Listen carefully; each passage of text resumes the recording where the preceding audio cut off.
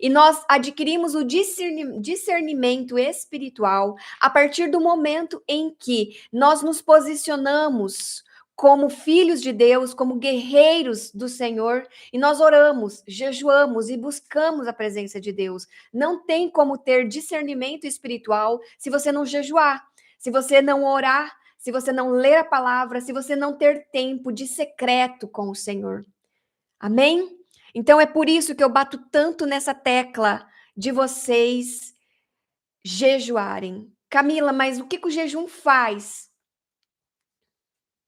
O que o jejum faz? Gente, o jejum, ele nos dá sensibilidade espiritual. A partir do jejum, quando nós fazemos um jejum, não apenas para o corpo físico, para emagrecer, mas quando nós fazemos um jejum aonde nós oramos, lemos a palavra e meditamos, buscando a presença de Deus, o nosso caráter é revelado através do jejum. Coisas que às vezes nós nem imaginávamos sobre nós, sobre quem éramos, é revelado a partir do jejum. Eu estou com 15 dias de jejum, os jejuns são de 40 dias, e já aconteceu muita coisa. Eu tenho um testemunho de ontem, de uma libertação que aconteceu comigo enquanto eu estava dormindo e o meu corpo teve uma reação no mundo físico que eu quero compartilhar com vocês, mas eu só vou falar sobre isso porque ele é um pouco mais pesado. No nosso último dia de jejum, quando concluí os 40 dias de jejum. Mas por quê, Camila? Porque através do jejum, nós nos colocamos diante do Senhor para que Ele possa nos tratar, nos curar, nos limpar. Então, o jejum ele é muito poderoso. Por isso, Moisés jejuou, Jesus jejuou, Davi jejuou, os discípulos jejuavam. Gente, jejum precisa ser um estilo de vida de um cristão, de uma pessoa que quer conhecer Jesus, de uma pessoa que quer se aprofundar no reino de Deus. Não tem como você dizer que você aceitou Jesus e você não jejuar. Amém? Então, que isso faça parte do conhecimento de vocês, do entendimento de vocês. Cristão, aquela pessoa que quer conhecer Jesus, precisa jejuar. Jejum precisa ser um estilo de vida para você. Amém? Então, nós vamos ler a palavra agora, está lá em João, capítulo 6, e nós vamos ler ali aquela parte onde Jesus andou por sobre as águas. Essa parte é maravilhosa. Eu sou suspeita aqui sobre o livro de João, porque, para mim, Camila, João foi um exemplo de pessoa. Ele foi quem abriu o caminho para Jesus, ele foi quem endireitou as veredas. Ele foi quem endireitou as veredas para que Jesus viesse. Ele foi quem encaminhou no deserto, quem pregou no deserto, quem batizou no deserto e quem anunciou Jesus. Então, eu gosto muito da história de João Batista.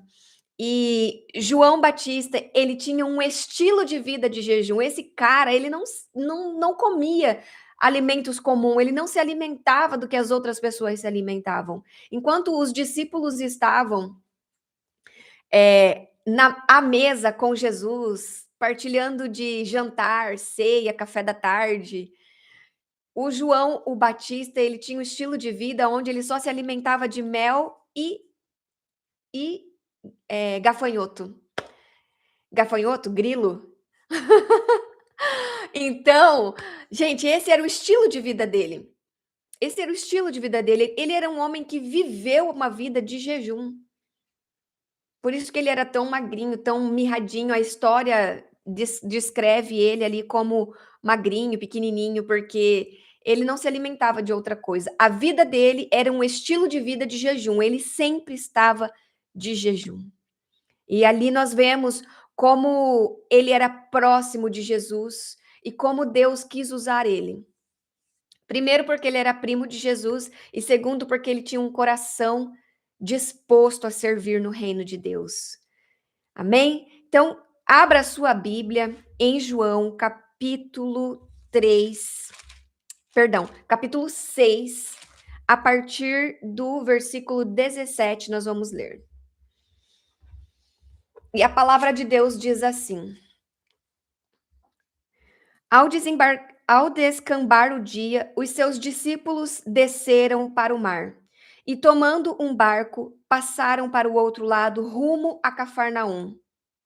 Já se fazia escuro e Jesus ainda viera ter com eles. E o mar começava a empoloar-se, agitando por ventos fortes que sopravam. Tendo navegado uns 25 a 30 estádios, eis que viram Jesus andando por sobre o mar, aproximando-se do barco e ficaram possuídos de temor. Mas Jesus lhes disse: Sou eu, não temas, não temas, sou eu, não temas. Por que eu quis trazer essa parte? Nós, dando aqui sequência ao nosso devocional, nós estamos no capítulo 6 já. Quando Jesus, ele vai ao encontro dos discípulos no mar, o mar está agitado, o mar está bravo.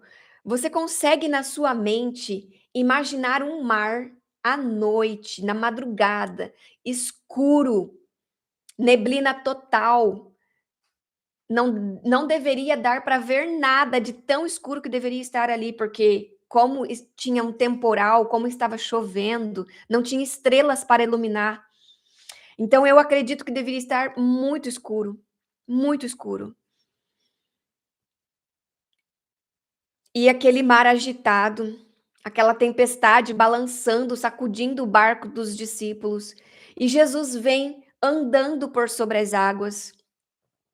E quando ele se aproxima dos discípulos, os discípulos ficaram apavorados, apavorados, de temor, aterrorizados, com medo, pensando que fosse uma assombração.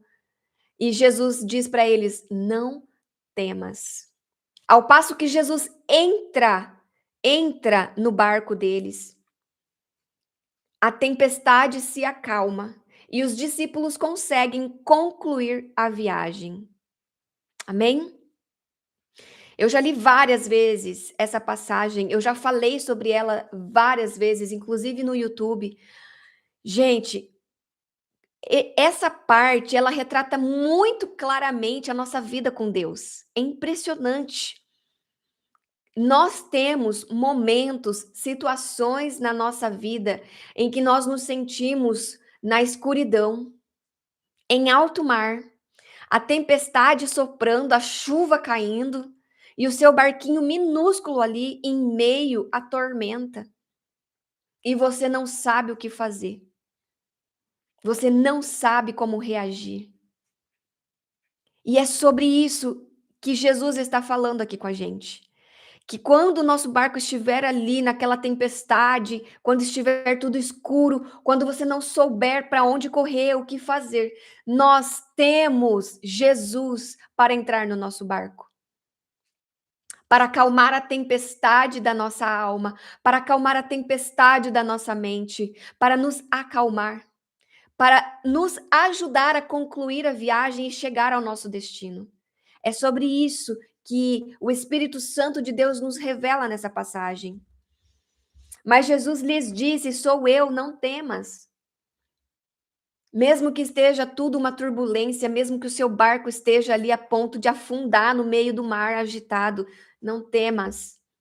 Não temas, não temas com o seu casamento que não vai bem.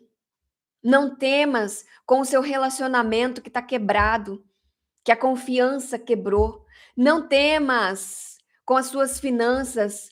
Você que está ali com dívidas para pagar, com dificuldade financeira. Você que tem filho pequeno e não sabe o que fazer. Eu já passei por isso. Da minha filha, há alguns anos atrás, pequenininha, e eu não ter nem o que comer dentro de casa. A tempestade bateu na minha porta. O vento soprou forte na minha vida. Mas eu busquei ao Senhor, eu coloquei diante do Senhor o que estava me afligindo. E o Senhor veio, entrou no meu barco e me ajudou a atravessar o mar. E é isso que o Senhor nos fala, que aquilo que você tem passado, aquilo que você tem vivido, aquilo que tem te trazido dor, em nome de Jesus, coloque hoje diante do Senhor. Coloque hoje diante do Senhor o seu casamento, os seus filhos, as suas finanças, a sua empresa, o seu projeto de empreender, o seu projeto de se casar, de conhecer alguém. Em nome de Jesus, não tenha medo, não tenha medo. Apenas confie no Senhor e convide Jesus para entrar no seu barco. Convide Jesus para estar com você. Então, eles de bom grado o receberam e logo o barco chegou ao seu destino. O nosso barco vai chegar ao destino com Jesus dentro. Convide Jesus hoje para fazer morada em você, na sua vida, na sua casa. Convide Jesus hoje, é segunda-feira. Chame Jesus hoje para estar com você, para morar com você, para habitar em você. Nós somos o templo do Espírito Santo de Deus. E Jesus, o Espírito Santo de Deus, ele quer fazer morada em nós.